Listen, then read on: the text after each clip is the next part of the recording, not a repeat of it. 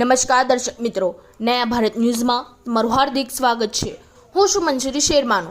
ડભોઈ તાલુકાના યાત્રાધામ ચાંદોદ આંતરરાષ્ટ્રીય યોગ દિવસને અનુલક્ષી ગુજરાત રાજ્ય યોગ બોર્ડ દ્વારા યાત્રાધામ ચાંદોદના ઐતિહાસિક મલ્હારરાવ ઘાટ ખાતે પ્રોટોકોલ તાલીમ યોજવામાં આવી હતી।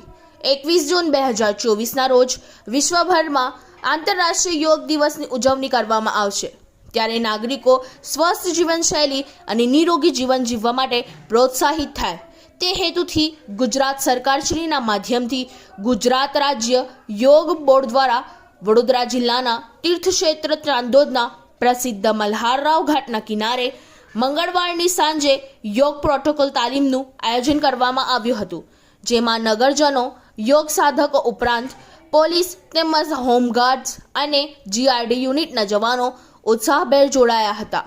નર્મદાજીના સાનિધ્યમાં ગુજરાત રાજ્ય યોગ બોર્ડના ગૌરીબેન ભટ્ટ અને સક્રિય ટ્રેનરો દ્વારા પ્રોટોકોલ તાલીમ આપવામાં આવી રહી હતી, જેનો મોટી સંખ્યામાં લોકોએ ઉત્સાહભેર ભાગ લીધો હતો।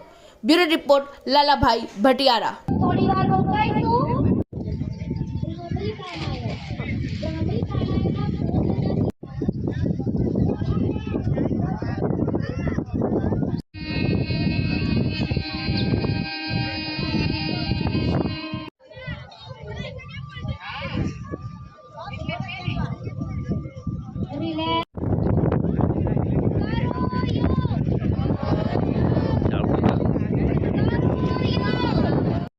આજ રોજ ગુજરાત રાજ્ય યોગ બોર્ડ દ્વારા યોગાનું આયોજન મલ્હારરાવ ઘાટ ખાતે કરવામાં આવ્યું હતું, જ્યાં ચાણોદ પોલીસ સ્ટેશન જીઆરડી યુનિટના તમામ ભાઈઓ બહેનો હાજર રહી યોગને અનુલક્ષીને તાલીમ લીધી હતી।